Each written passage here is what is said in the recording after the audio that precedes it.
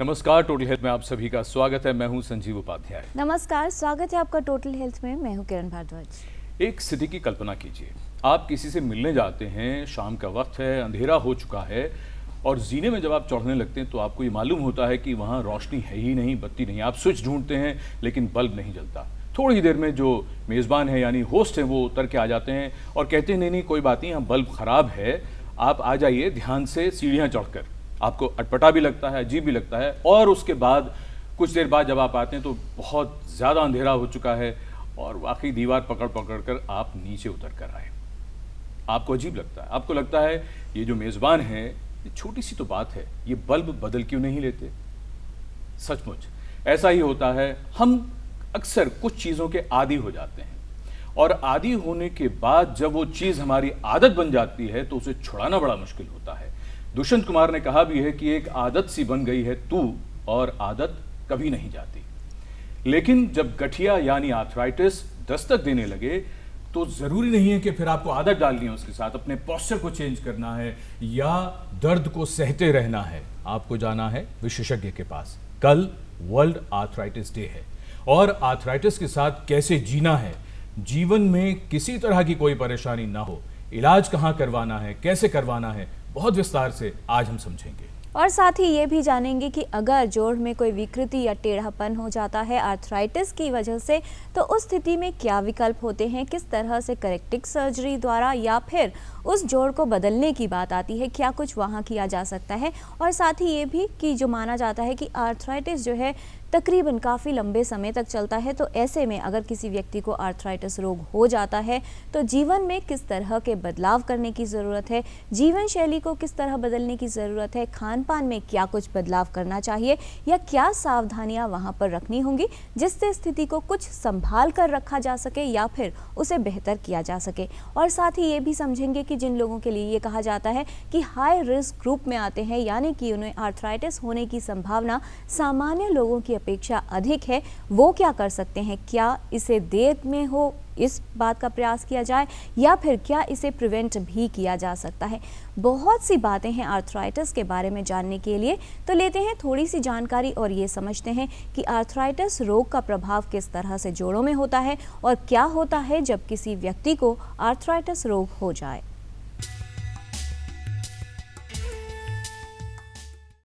Arthritis जोड़ों से संबंधित रोग है जो बच्चों से लेकर बड़ों तक किसी को भी हो सकता है, लेकिन अधिकतर ये बढ़ती उम्र में देखा जाता है। इसके कई प्रकार होते हैं और अलग अलग कारण भी। बढ़ती उम्र, मोटापा, जोड़ों में लगी चोट और कई ऐसे कारक हैं जिनसे आर्थराइटिस होने का खतरा बढ़ जाता है। आर्थराइटिस की शुरुआत जोड़ों में दर्द, जकड़न या सूजन जैसी समस्याओं से होती है। जोड़ में टेढ़ापन आ सकता है जिसकी वजह से व्यक्ति को रोजमर्रा के कार्य करने में समस्या उत्पन्न हो सकती है और उसका जीवन प्रभावित होता है। आर्थराइटिस के इलाज में दवाएं, सर्जरी और फिजियोथेरेपी की विशेष उपयोगिता है। इलाज कैसे किया जाए ये इस पर निर्भर करता है कि व्यक्ति को किस प्रकार की आर्थराइटिस है। इलाज द्वारा आर्थराइटिस के रोगी के जीवन को बेहतर बनाया जा सकता है, लेकिन ऐसा तभी संभव है अगर रोग की जल्द पहचान हो और सही तरीके से इलाज किया जाए। Total health DD news.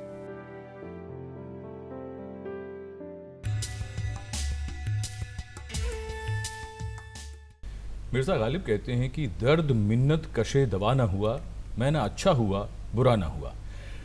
दरअसल गठिया में बहुत से लोगों की यही हालत रहती है कि बहुत से लोग दर्द निवारक दवाओं को लेते रहते हैं।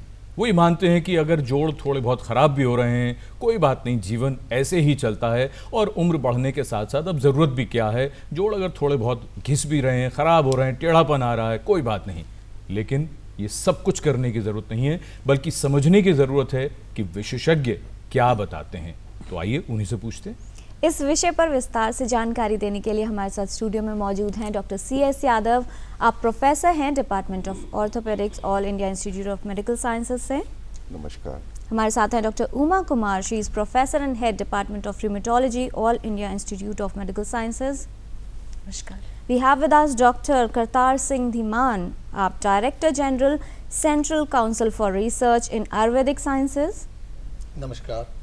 and Dr. Ved Chaturvedi, President, Delhi Rheumatology Association. नमस्कार। आप सभी का स्वागत है। तो आइए चर्चा की शुरुआत करते हैं। सबसे पहले डॉक्टर उमा कुमार, हम आपसे ये समझने की कोशिश करें कि गठिया के साथ जीवन जीने की जो बात है उसमें सबसे पहले तो उन लक्षणों को समझें। गठिया जब शुरुआत होती है तो होता क्या है? गठिया ये समझना ज़रूरी है कि एक लक्षण मात्र है बहुत सारी बीमारियों का। इसके अंदर 200 से ज़्यादा बीमारियां आती हैं, जैसे कि बुखार या यानी फीवर बहुत सारे इलनेसेस का मैनिफेस्टेशन होता है। वैसे ही आर्थराइटिस एक मैनिफेस्टेशन है। इसके साथ साथ और सिम्टम्स हो सकते हैं, जैसे कि बिल्कुल जकड़न रहना सुबह उठने के बाद, और बुखार का रहना बहुत लंबे समय तक, मुंह में छाले हो जाना, आँखों की रोशनी चले जाना, बालों का बहुत ज़्यादा झड़ना, और इवन रिकरेंट अबॉर्शंस लेडीज़ में होना भी एक मैनिफेस्टेशन हो सकता है आर्थराइटिस का। स्किन में मैनिफेस्टेशंस हो सकते हैं, दाग धब्बे आना। जी, ये तो पूरे आर्थराइटिस की बात हुई डॉक्टर यादव, लेकिन जब ख़ास तौर पर बात आती है उस आर्थराइटिस की जो बढ़ती उम्र के साथ या फिर वृद्धावस्था में जो डीजेनरेटिव चेंजेस होते हैं उसके साथ ही प्रोग्रेस करती है, वहाँ पर सब लोगों को लगता है कहीं ना कहीं ये बात मन में आती है कि जितने समय तक चल रहा है ऐसे ही चला लो। क्या ये जो सोच है कि अगर जोड़ में कोई समस्या हो रही है बढ़ती उम्र के साथ, तो उसी स्थिति को जितना हो सके डॉक्टर के पास ना जाएं, जितना हो सके डिले करें, क्या कुछ अगर वहाँ पर किया जाए तो स्थिति बेहतर हो सकती है? डेफिनेटली देखिए, जैसे आपकी एज बढ़ती है तो पूरे बॉडी में चेंजेस आते हैं। कुछ चेंजेस आपके हाथ में नहीं होते, बाल आपके हाथ में नहीं होते, सबसे बड़ा है स्किन बहुत ज़्यादा आपके हाथ में नहीं होती। लेकिन अर्थराइटिस जो एज बढ़ने के साथ साथ होती है उसका काफ़ी कंट्रोल सॉरी आपके हाथ में होता है ना। तो उसमें अगर आप अपनी प्रॉपर वेट ठीक रखें, एक्सरसाइज करते रहें और कुछ मेडिकेशंस होती हैं वो प्रॉपरली लेते रहें, तो आप काफ़ी लंबे टाइम तक आप अच्छे रह सकते हैं। जी डॉक्टर वेद चतुर्वेदी, ये जो लक्षणों की बात हो रही थी कि शुरुआती जो लक्षण आने शुरू होते हैं, कोई भी व्यक्ति अभी तक तो ठीक ठाक था, उसे कैसे ही अंदाज़ा हो कि अब मुझे जाना चाहिए, देखना चाहिए विशेषज्ञ को जाकर? देखिए, नॉलेज से बड़ी कोई चीज़ नहीं है। ये प्रोग्राम भी देख लीजिए, तो जितनी हम अवेयरनेस बढ़ाएंगे इन बीमारियों के लिए, क्या होता है शुरू में व्यक्ति को जनरली ये धारणा है कि गठिया सिर्फ एक ओल्ड एज की बीमारी है, जबकि जो हमारे लिहाज से यदि हम आर्थराइटिस को ऐसे डिवाइड करें कि एक बिनाइन है, एक नॉन बिनाइन है, तो जो नॉन बिनाइन है वो यंग लोगों की बीमारी है, यंग फीमेल्स और यंग मेल्स। तो यदि थोड़ा उम्र जरा बता दीजिए, यंग थोड़ा सा। यंग का मतलब समझ लीजिए 20 से 35 साल की उम्र जो है, इनमें ऑटो इम्यून बीमारियां काफ़ी कॉमन होती हैं और वो लेडीज़ में ज़्यादा होती हैं। तो सुबह सुबह उठने से स्टिफनेस शुरू में, जैसे डॉक्टर उमा ने बोला अभी, शुरू में होता है जब, तो ये लक्षण शुरू ऐसे होते हैं कि शुरू में आपको स्टिफनेस हो रही है या जॉइंट पेन हो रहे हैं या आपको चलने फिरने में मुश्किलात हो रही है, तो ये बिगनिंग है। ऐसे ही ऑस्टियोआर्थराइटिस जो कि बुढ़ापे की बीमारी है या जिसको कहते हैं सीनियर सिटीजन की बीमारी है, वो एक अलग बीमारी है। वो डिजेनरेटिव चेंजेस हैं, वो हमारे कलीग्स आर्थोपेडिक्स हैं उनके पास ज़्यादा जाता है जी। और उनको शुरू में तकलीफ होती है, भाई सीढ़ी चढ़ने में मुश्किलात हो रही है, पहाड़ों पे चढ़ने पे, भाई तीर्थ यात्रा गए, वो बिगनिंग ऑस्टियोआर्थराइटिस की है। तो जो बिगनिंग ऑफ सिम्टम्स वहाँ से उसको ले सकते हैं जी। हाँ, फिर जोड़ों में जोड़ फूल सकते हैं। और देखिए, कनेक्टिव टिश्यू बीमारियां, इनको पहले के ज़माने में बोला करते थे ये कनेक्टिव टिश्यू रिलेटेड बीमारियां हैं। तो पूछा जाए कनेक्टिव टिश्यू होता कहाँ है? अब भाई मैं हार्ट स्पेशलिस्ट हूँ तो हार्ट तो मालूम यहाँ होता है, तो कनेक्टिव टिश्यू पूरी बॉडी में है। इसीलिए बाल भी झड़ सकते हैं, आँख में भी सिम्टम आ सकता है, मुँह में भी छाले हो सकते हैं। तो आर्थराइटिस के अलावा जो आर्थराइटिस से रिलेटेड इशू हैं, इसीलिए इनको बोलते हैं मल्टी सिस्टम डिजीजेस। तो कई लोग कहते हैं, जब मैंने नया रोमेटोलॉजी ज्वाइन किया तो किसी ने पूछा मुझसे कि अबॉर्शन का केस आपके पास कैसे आ गया, रिकरेंट अबॉर्शन। ऐसे प्लासेंटा में भी कनेक्टिव टिश्यू है, ब्लड वेसल्स में भी कनेक्टिव टिश्यू है, जॉइंट में भी कनेक्टिव टिश्यू है जी। इसको हम लोग बोलते हैं यूबिक्विटस जी, ओमनी प्रेजेंट, हर जगह कनेक्टिव, तो पूरा शरीर प्रभावित होगा। तो इन्फ्लेमेशन जब होता है तो कई बीमारियों में सिर्फ जोड़ों तक सीमित होता है, जिनको बोलते हैं जॉइंट डिजीजेस। इनको बोलते हैं हम सिस्टमिक कनेक्टिव टिश्यू डिजीजेस, पूरा सिस्टम इन्वॉल्व जी। डॉक्टर ईमान, अगर रिस्क ग्रुप की बात करें या वो लोग जिन्हें खतरा ज़्यादा है, कौन से ऐसे कारक आप मानते हैं जिसकी वजह से ये बीमारी होने का खतरा बढ़ता है? किरण, जैसे डॉक्टर यादव बात कर रहे थे और हमारे दूसरे सीनियर डॉक्टर बात कर रहे थे, ये दोनों स्थितियां जो हैं, एक ऑस्टियोआर्थराइटिस की बात हो रही थी और एक रियोमेटॉइड आर्थराइटिस की बात डॉक्टर साहब कर रहे थे। तो आयुर्वेद विज्ञान में इन दोनों ही स्थितियों को दो अलग नाम दिए हैं। ऑस्टियोआर्थराइटिस को संधिवात और ये जो यंग एज में होने वाली प्रॉब्लम है इसको आमवात। तो जैसे डॉक्टर साहब कह रहे थे कि डिजेनरेटिव प्रॉब्लम क्षयजन्य व्याधि है ये, इसको हम ओल्ड एज के साथ इसका ज़्यादा संबंध रहता है। ऑल्दो अभी हमारा जो आहार विहार जो बदला है, हमारी लाइफस्टाइल बदला है, इसमें अर्ली होने की संभावना भी ऑस्टियोआर्थराइटिस या फिर वो लोग जो ज़्यादा अपने जोड़ इस्तेमाल करते हैं और ठीक से नहीं करते हैं, तो उस अवस्था को अलग से हम क्षय अवस्था मान के उसका ट्रीटमेंट की अवस्था में हम जब जाते हैं तो लाइन अलग रहती है। आम बात में मैं इस विषय को मैं डॉक्टर साहब आप जनता के बीच में शेयर करना चाहूँगा कि आम बात शब्द को अगर जरा सा लोग समझ लेंगे तो शायद अपने लाइफस्टाइल को चेंज करने में काफ़ी सहायता हो पाएगी। इसमें आम शब्द जो आया है वो हमारी पाचन शक्ति की जब कमी हो जाती है ना, तो फूड डाइजेस्टेड प्रॉपरली नहीं होता और सेमी डाइजेस्टेड कुछ फूड्स जो हैं वो हमारे सर्कुलेशन में चले जाते हैं, उसको आम बोलते हैं। जी, बहुत सारे ऐसे कारक हैं जिन पर ध्यान देना होगा अगर ये बीमारी से बचाव करना है। डॉक्टर उमा, किस तरह के लोगों में आप अगर ख़ास तौर पर रूमेटॉइड आर्थराइटिस की बात करें उनमें देखती हैं और किन्हें खतरा ज़्यादा है? रूमेटॉइड आर्थराइटिस यंग एज में होती है, जैसे डॉक्टर चतुर्वेदी ने बताया कि जो यंग फीमेल्स हैं वो ज़्यादा अफेक्टेड होती हैं। मतलब एक मेल को डिजीज़ है तो 9 फीमेल्स अफेक्टेड होती हैं और उनमें खतरा बहुत सारे वजह होते हैं। Exact aetiology of rheumatoid arthritis is not known, but कुछ जेनेटिक प्रीडिस्पोजिशन होती है।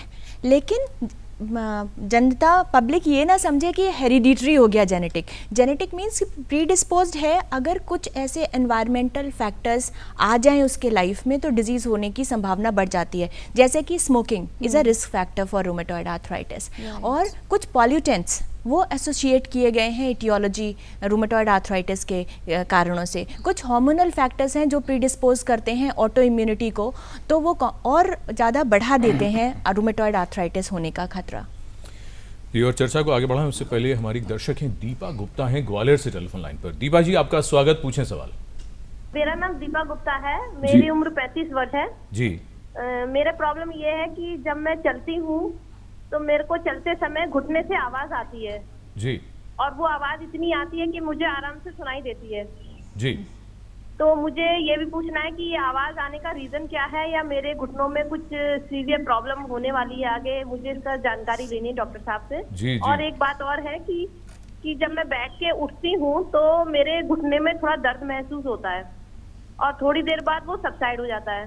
जी दीपा जी, तो आपने अपनी उम्र तो बता दी है। डॉक्टर चंद्रशेखर यादव मुझे लगता है आपका वजन भी जानना चाहेंगे। अच्छा, मेरा वेट 62 kg है।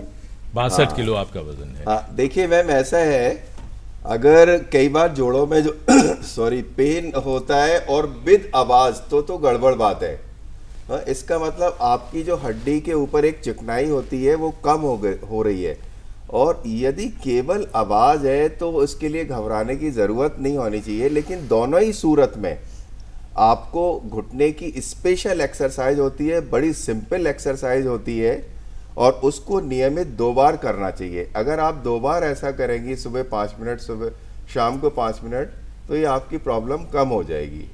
जी।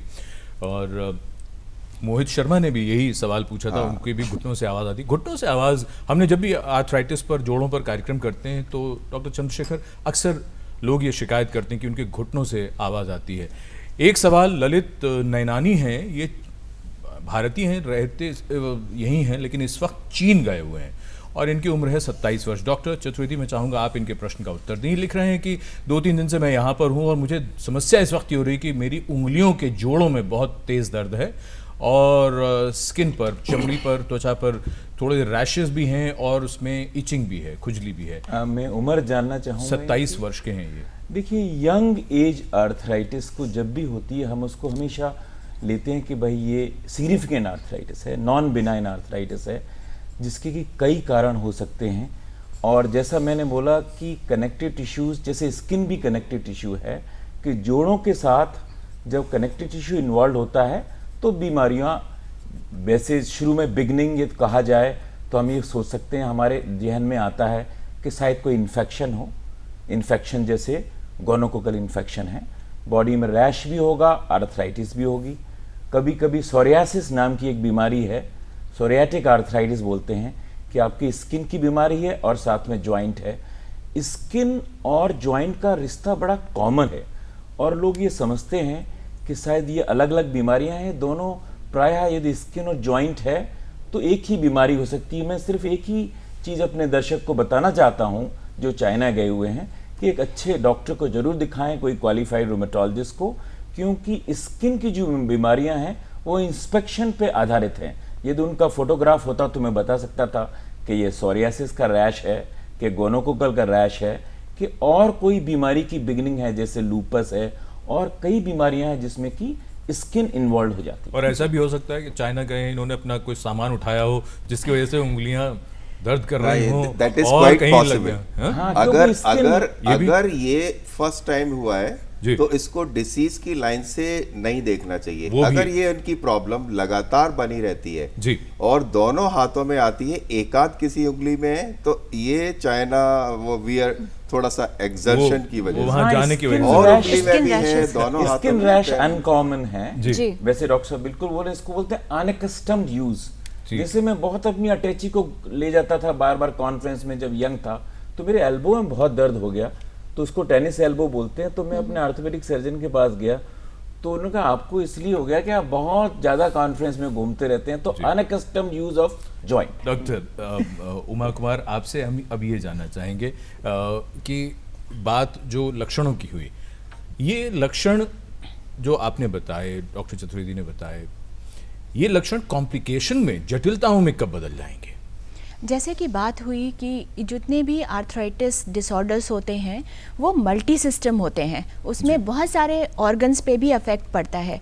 तो हो सकता है कि जो शुरुआत हुई है उसमें जो मैनिफेस्टेशन है वो जोड़ों में दर्द के वजह से आ रही हो, तो उसका माइल्ड इफेक्ट दूसरे ऑर्गन पे भी पड़ा हुआ हो, क्योंकि इन्फ्लेमेशन होती है बॉडी में, सूजन की स्थिति होती है, तो जिससे नसों पे जो ब्लड वेसल्स होते हैं उनमें सूजन का दौर रहता है, और बाकी जो ऑर्गन्स हार्ट, किडनीज, लंग्स, सब पे असर आ जाता है।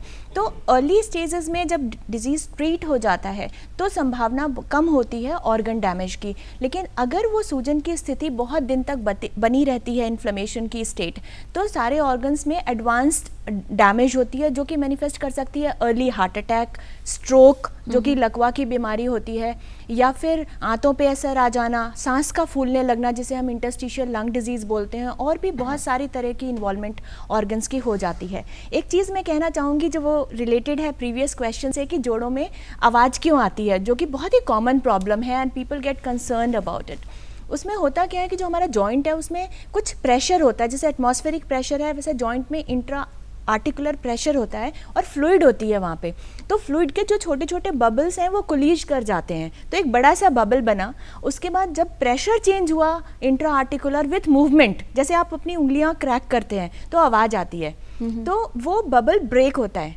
तो उसकी वजह से वो आवाज़ कि एक साइंटिफिक एक्सप्लेनेशन प्रोवाइड किया गया है इस बीमारी के लिए। अगर पेन हो रहा है तो significant, otherwise it's very normal. जी, मेरा इसका मतलब है कि बहुत से कारण हो सकते हैं। जैसे एक मशीन है, उसके बहुत से कारण हो सकते हैं आवाज आने के, जो कि सिग्निफिकेंट भी हो सकते हैं और नॉन सिग्निफिकेंट भी हो सकते हैं। डॉक्टर यादव, डीजेनरेटिव आर्थराइटिस की अगर बात करें, किस तरह से प्रोग्रेस करेगी, और मान लीजिए उसका इफेक्ट आने लगा है तो किन तरीकों से उसे कंट्रोल करने की कोशिश कर सकते हैं? हाँ, देखिए, डीजेनरेटिव आर्थराइटिस ऐसी है जो आपके हाथ में काफ़ी हद तक, ये मैंने बता दिया आपको शुरू में ही। रूमेटॉइड आर्थराइटिस जरूर है, एग्रेसिव होती है, मैलिग्नेंट होती है, और उसमें बहुत एग्रेसिव मेडिसिन की भी ज़रूरत होती है। इसमें ऐसा नहीं है।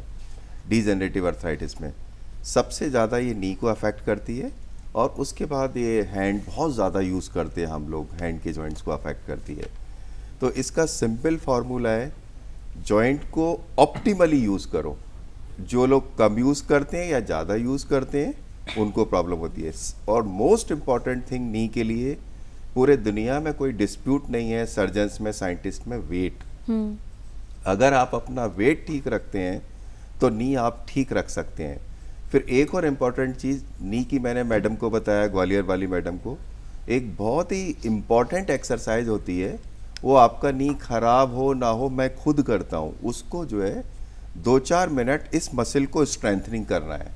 This if you can show this, ये क्वाड्रिसेप्स मसल होती है, ये नी के लिए पेनिशिया है for all the knee problem including arthritis, specially age related arthritis, या आपका लिगामेंट भी टूट गया है, मेनिस्कस भी टूट गया है, मीनवाइल जब तक आप सर्जरी कराते हैं, इवन सर्जरी कराने के बाद ये this exercise building up quadriceps muscle. कुर्सी पर बैठकर अपने पाँव को सीधा रखना हाँ है हाँ, और उसको होल्ड करें। हाँ, खड़े खड़े भी आपने टाइट करके रख लिया। अच्छा। और इवन एंकल बेल्ट बांधा, एंकल बेल्ट बांधने के बाद आपने सीधा किया तो और स्ट्रांग होगी। अभी वो शॉट दिखा नहीं पा रहे हम अपने दर्शकों को, लेकिन कुछ तस्वीरें हैं साथ साथ जो हम दिखा रहे हैं लगातार, जिसको देखकर अंदाजा लगाया जा सकता है, और जैसा आप बता भी रहे हैं डॉक्टर चंद्रशेखर कि किस तरह से एक्सरसाइज करनी है जी।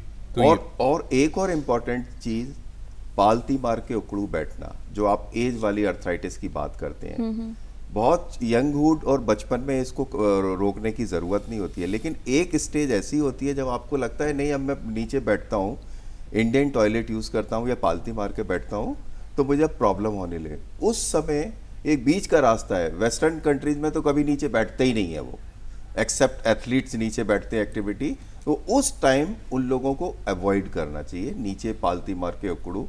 नमाज पढ़नी है तो ऊपर बैठ के पढ़ें, प्रेयर करनी है तो चेयर के ऊपर बैठ के करें। अच्छा, डॉक्टर धीमान, हमारे एक दर्शक हैं, उनका नाम है करण लाल, रूपनगर पंजाब से इनका ये ईमेल आया है, 19 वर्ष के हैं ये। इन्होंने लिखा है कि जब भी मैं ठंडे पानी से नहाता हूँ तो मेरी उंगलियों की हड्डियाँ जो हैं वो दर्द करने लगती हैं। अब सर्दियों में ये क्या समस्या और बढ़ जाती है? जी, ये प्रोबेबली एज और इनकी जो कारण जो बता रहे हैं रोग का, उम्र तो 19 ये रूमेटॉइड आर्थराइटिस की तरफ इंडिकेट कर रहा है, बट नॉट नेसेसरीली, ऐसा नहीं है।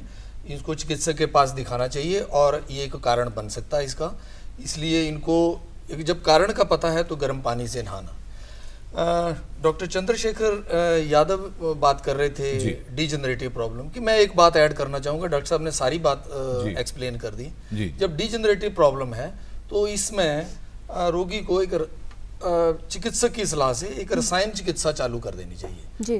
मोस्ट कॉमन हम ऑस्टियोआर्थराइटिस में अश्वगंधा चूर्ण रसायन इंडिकेट करते हैं, और ये एक्सरसाइज के साथ, लोकल मैनेजमेंट के साथ, ऑप्टिमम यूज के साथ अगर ये दूध के साथ रोगी लेता है, but it should be under the advice of the वैद्य, अपने आप नहीं। वो अलग अलग लोगों के लिए ये डिफरेंट हो सकता है, अलग तरीका हो सकता है लेने आपने बड़ी अच्छी बात की, आपसे थोड़ा सा पूछ ही लेते हैं ये बात।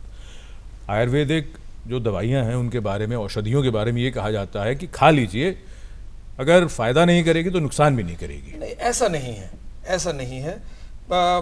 आयुर्वेद विज्ञान जो है वो इंडिविजुअलिस्टिक मेडिसिन की बात करता है, कस्टमाइज्ड मेडिसिन की बात करता है। जो मेडिसिन मेरे लिए यूजफुल है वो आपके लिए यूजफुल नहीं है, इसलिए ये सिद्धांत पे नहीं जाना चाहिए। आप ये मानते हैं कि सिर्फ वैद्य की सलाह से ही लेना चाहिए, अपने आप नहीं? आयुर्वेदिक दवा भी नुकसान कर सकती है अगर ठीक से ना ली जाए, ठीक प्रॉपर वे ना ली जाए।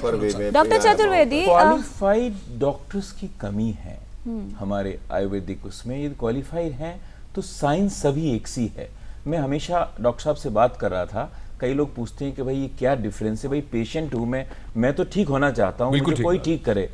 What ever cures is a drug, वही दवा है क्या कि जब हमारे ये साइंस डेवलप हो रही थी, जब लोग बीमार तो हमेशा से पड़ते थे, हमेशा से रामचंद्र जी के ज़माने से, तो चाइनीज सोचा करते थे कि शायद एनर्जी इम्बैलेंस के कारण बीमारियां होती हैं, और हमारे इस ग्लोब में सोचा करते थे कि शायद वात पित्त की खराबियों से होती हैं। तो ये कंसेप्ट के ऊपर ही मॉडर्न मेडिसिन बनी है। अनफॉर्चुनेटली हम लोगों ने इसको डिवाइड अलग अलग कर दिया है।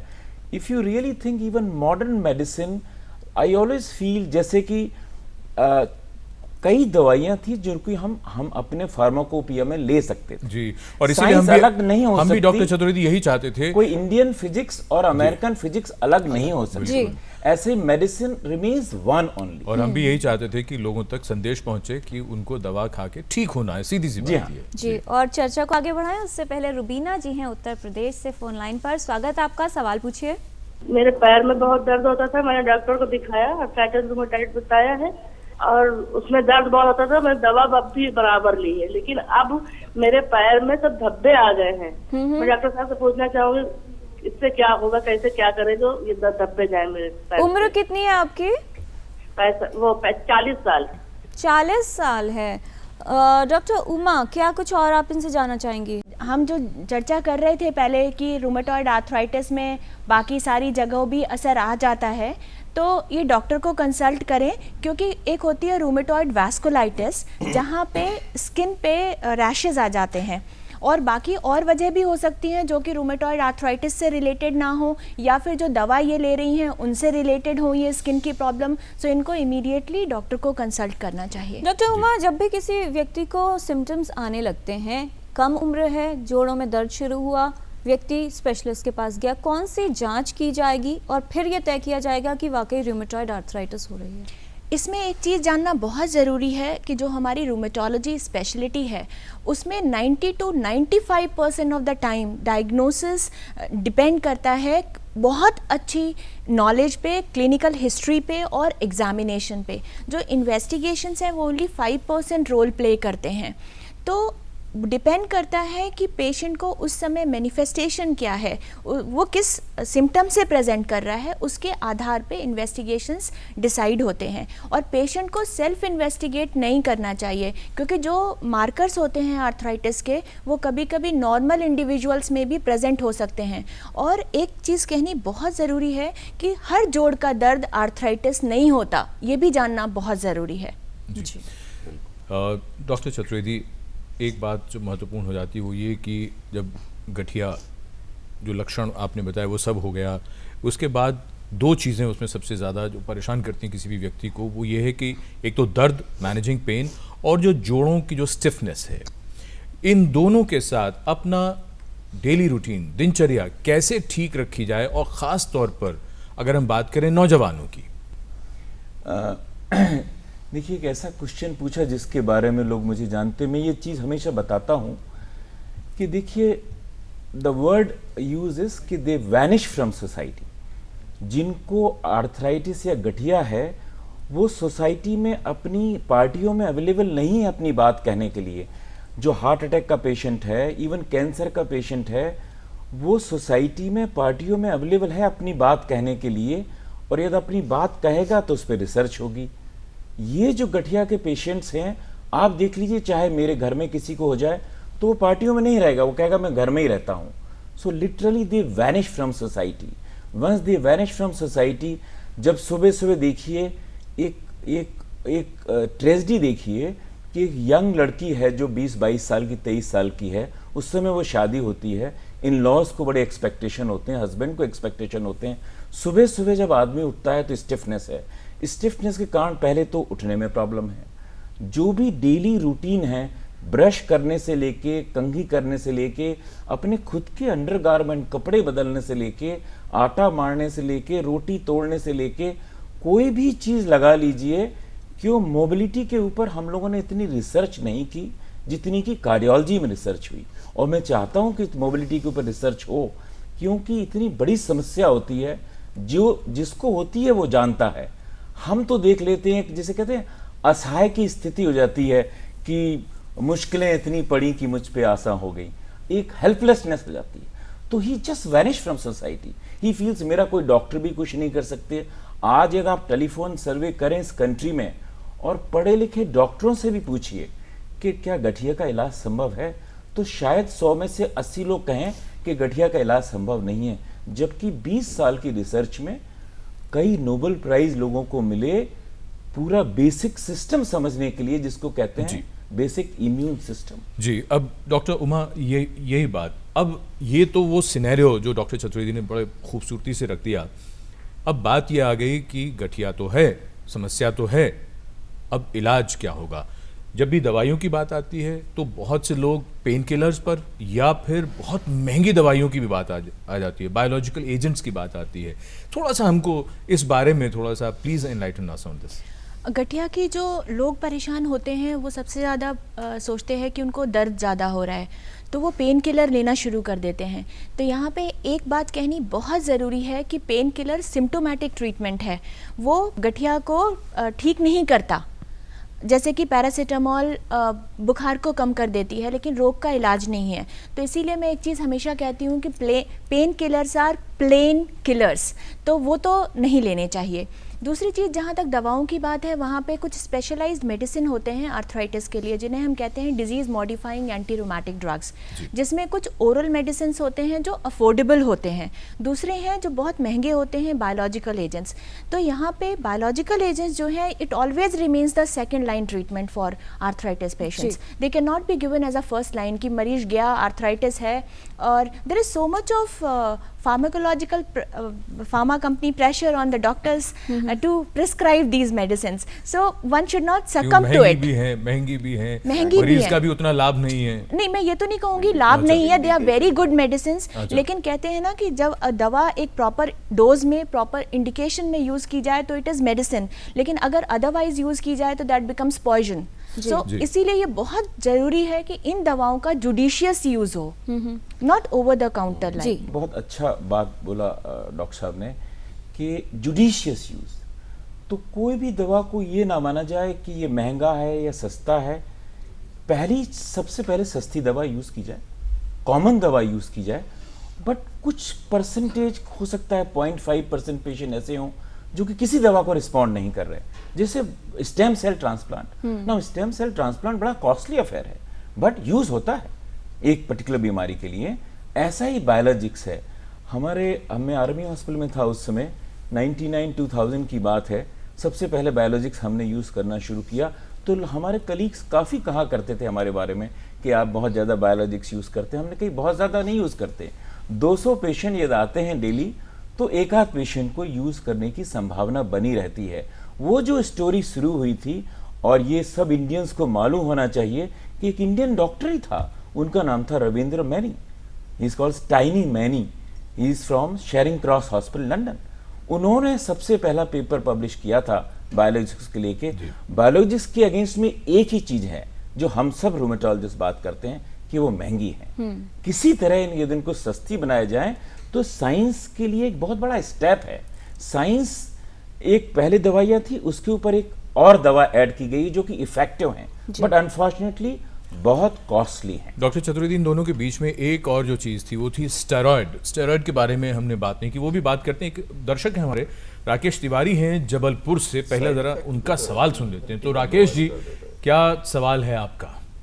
मेरी उम्र है 40 वर्ष जी, और करीब 60 किलो मेरा वजन है जी। सर, मैं अपना आपका प्रोग्राम रेगुलर देखता हूँ और मेरी कमर में जो है तकलीफ हो रही है, और मैंने विशेषज्ञों से सलाह ली। उन्होंने कहा स्पाइन में आपकी कुछ नसें होती हैं, उसमें दबाव पड़ रहा है, इसलिए आपको प्रॉब्लम होती है जी। और सर मेरा चूंकि कंटिन्यू बैठने का काम है, मैं पूजन पाठ का कार्य कराता हूँ, उन्होंने कहा बेड रेस्ट करिएगा, उससे आपको रिलैक्स लगेगा। तो इसके बारे में मुझे बताइए, क्या आर्थोपेडिक्स की वजह से, थोड़ा कृपा करके मुझे सलाह दीजिएगा। चंद्रशेखर। राकेश जी जी, देखो, ये जो दर्द आपका लग रहा है ना, आपने बताया नसों के ऊपर, वहाँ लोकल डॉक्टर ने दबाव बताया है ना जी। आपने बताया, तो ये इसको शियाटिका बोलते हैं और रेडिकुलोपैथी बोलते हैं। तो इसमें majority of the patient, more than 80% patient proper physiotherapy में है, प्रॉपर एक्सरसाइजेज, कमर की प्रॉपर एक्सरसाइजेज, आपका वेट ठीक है, वेट ना बढ़ने दें, और कुछ शुरू में कुछ दवाइयाँ दी जाती हैं, उससे ज़्यादातर मरीज ठीक हो जाते हैं। बहुत रेयरली ऐसा ज़रूरत पड़ती है कि भाई वो नस के ऊपर बहुत सिग्निफिकेंट दबाव होता है, तो उसको हटाने के लिए सर्जरी भी की जाती है। आप एक तो बेड रेस्ट ज़्यादा ना करें, कई बार बेड रेस्ट इसमें मिसयूज़ होता है, ओवर यूज़ करते हैं, और क्लिनिशियंस को भी इस बात का आइडिया नहीं है। और बेल्ट भी यूज़ ना करें, बेल्ट का भी बहुत मिसयूज़ होता है।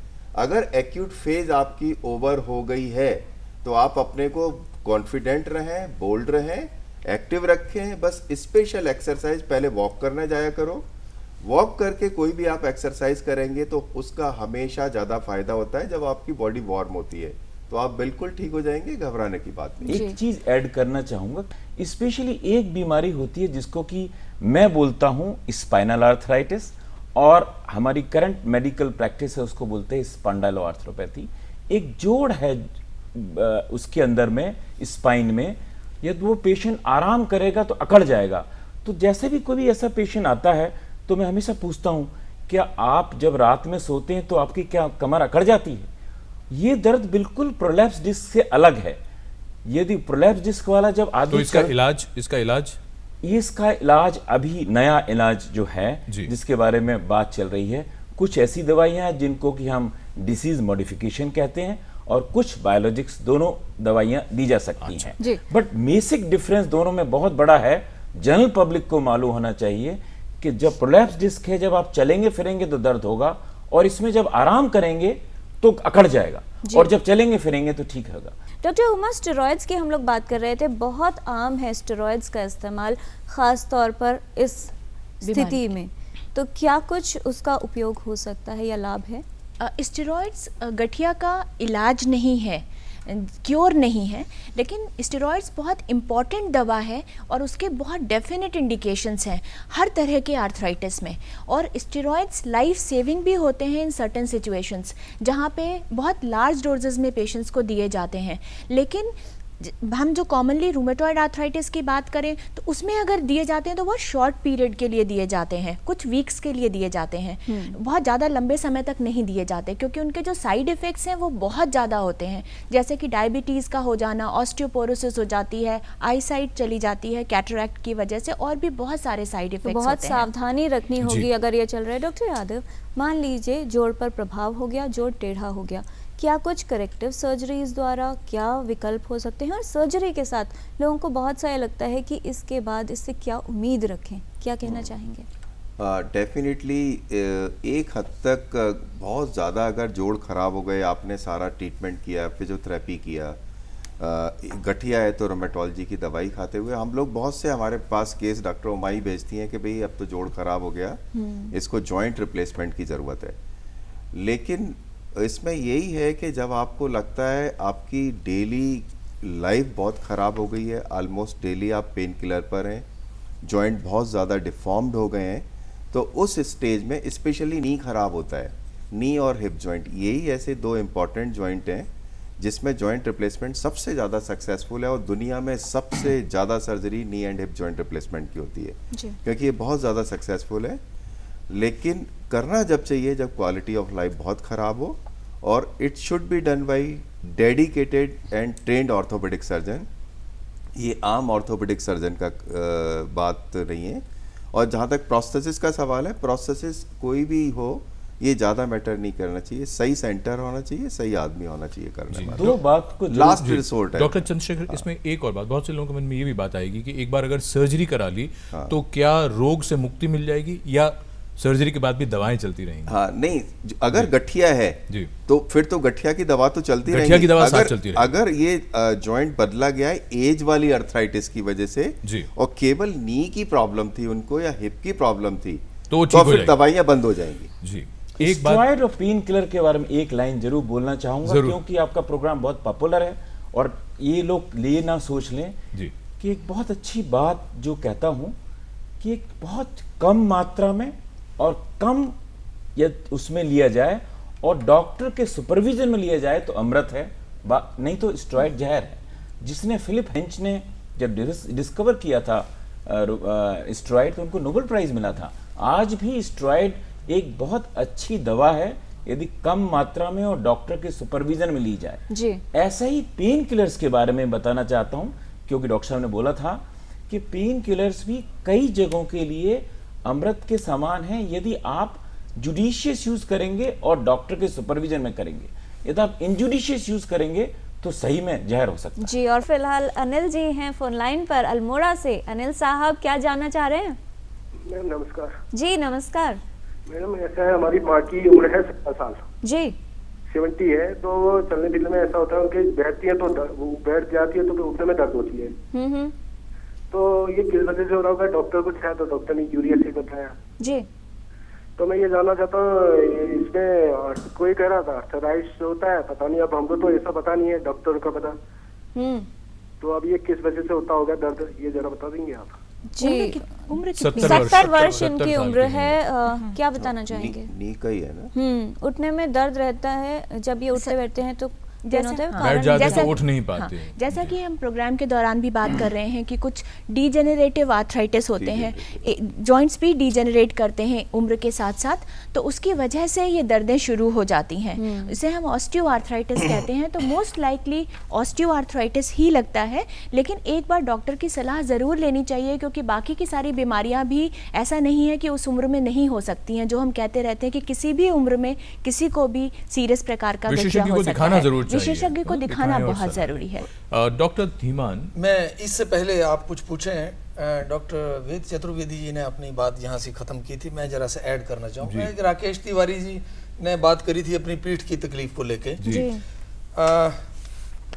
डॉक्टर चंद्रशेखर, प्रोफेसर चंद्रशेखर जी ने भी कहा कि थोड़ा सा एक्सरसाइज, वॉक करने के बाद एक्सरसाइज करनी चाहिए। आयुर्वेद सिस्टम एक पंचकर्म ट्रीटमेंट विधा है।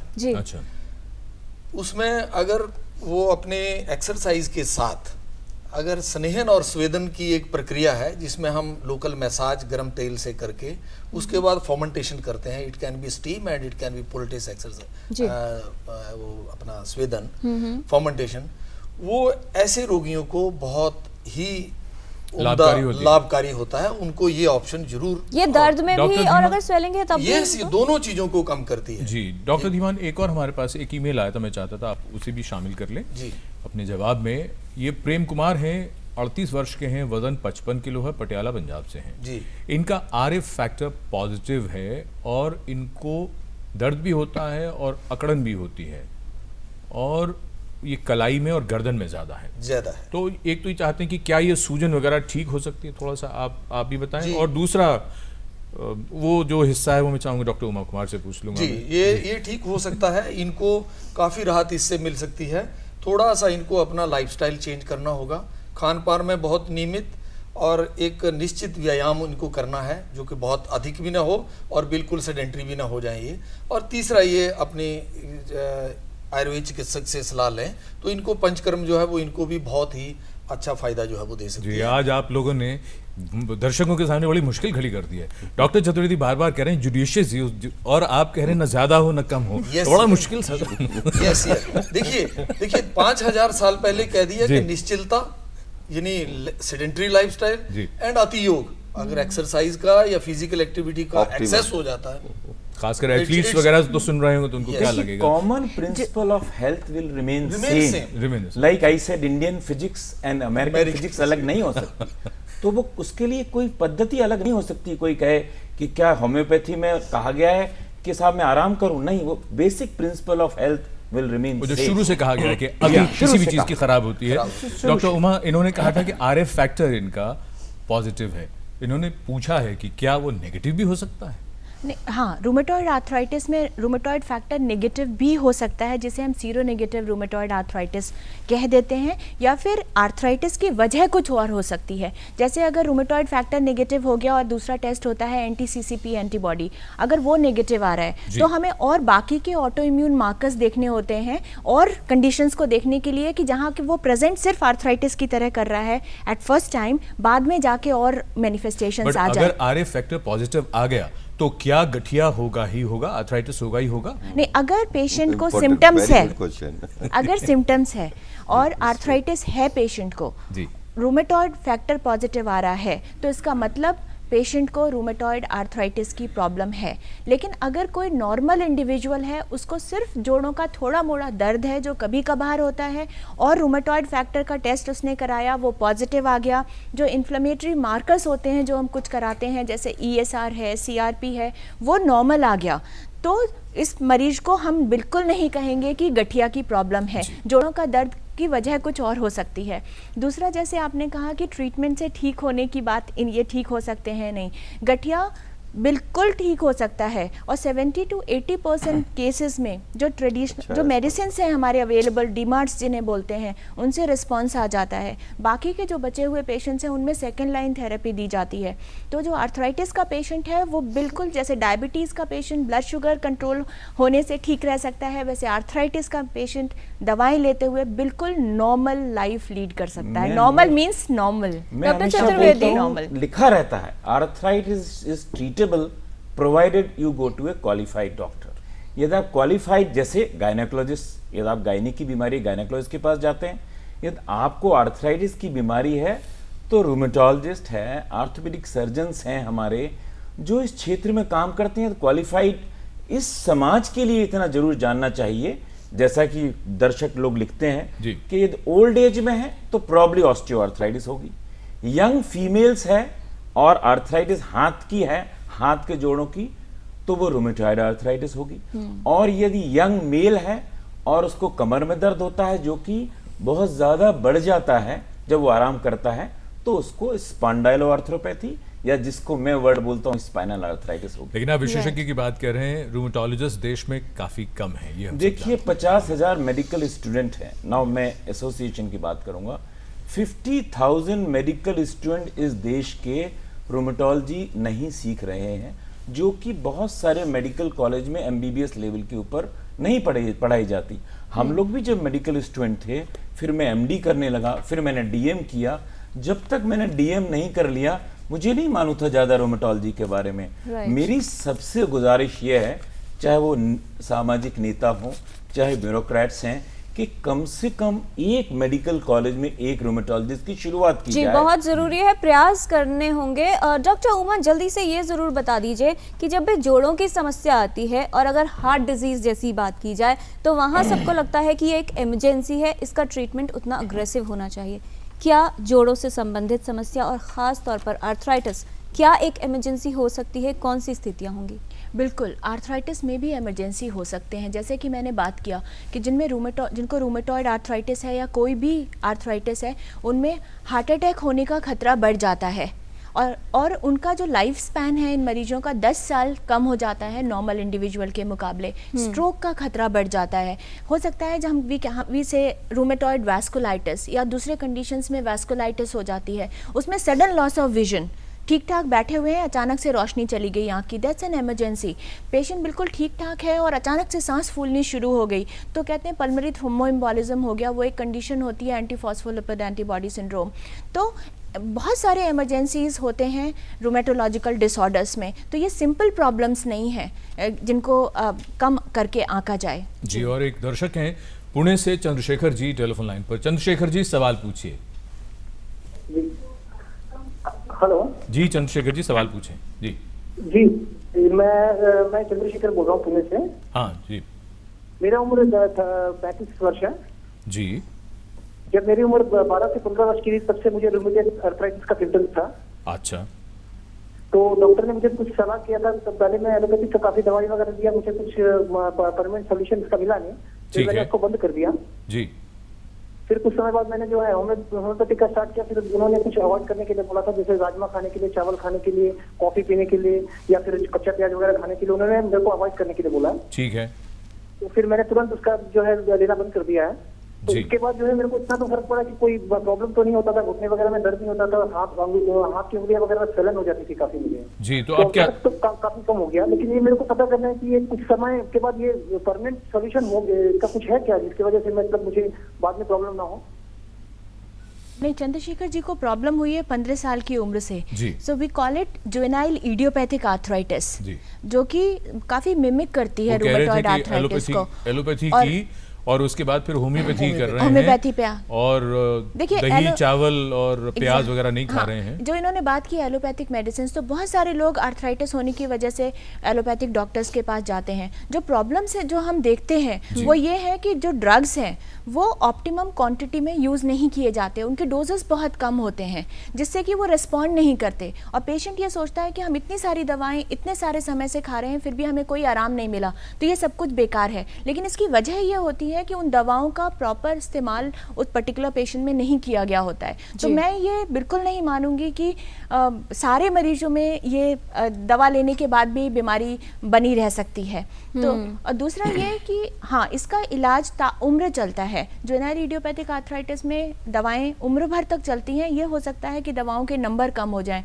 और अगर ये बहुत फॉर्चुनेट हुए तो हो सकता है दवाई बहुत सालों के बाद बंद हो जाए, लेकिन दवाइयाँ ज़रूर लेनी चाहिए। जी, तो सही तरीके से इलाज हो, ये बहुत जरूरी है। हमारे क्वालिफाइड डॉक्टर तक आदमी पहुंचता नहीं।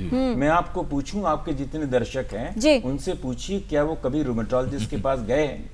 तो बहुत ज़रूरी ये है, हमारे विशेषज्ञ कह रहे हैं कि ये जान लें कि आप कहाँ जा रहे हैं, और अगर लगता है कि इलाज ठीक नहीं हो रहा है तो सेकंड ओपिनियन लेने में कोई हर्ज नहीं है। टोटल हेल्थ में ये समय है सेगमेंट हेल्थ पहेली का। आपको बताना है कि इनमें से कौन सा कथन गलत है। ऑप्शन ए, ऑस्टियोआर्थराइटिस की पहचान एक्सरे द्वारा होती है। ऑप्शन बी, रूमेटॉइड फैक्टर और एंटी-सीसीपी एंटीबॉडीज द्वारा रूमेटॉइड आर्थराइटिस की जांच की जाती है। या फिर ऑप्शन सी, सभी आर्थराइटिस की पहचान एक ही जांच से होती है।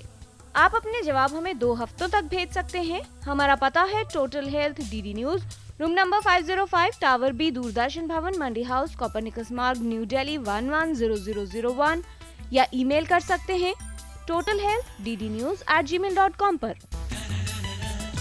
तो आप भी हमें इस पहेली का सही जवाब भेजकर हमारे हेल्थ क्विज कॉन्टेस्ट में शामिल हो सकते हैं। और अब हम शुरू करते हैं रैपिड फायर, यानी छोटे छोटे सवाल और छोटे छोटे जवाब। डॉक्टर चंद्रशेखर, पहला सवाल आपको, गठिया युवाओं में नहीं होता? नहीं, युवाओं में ही होता है जी।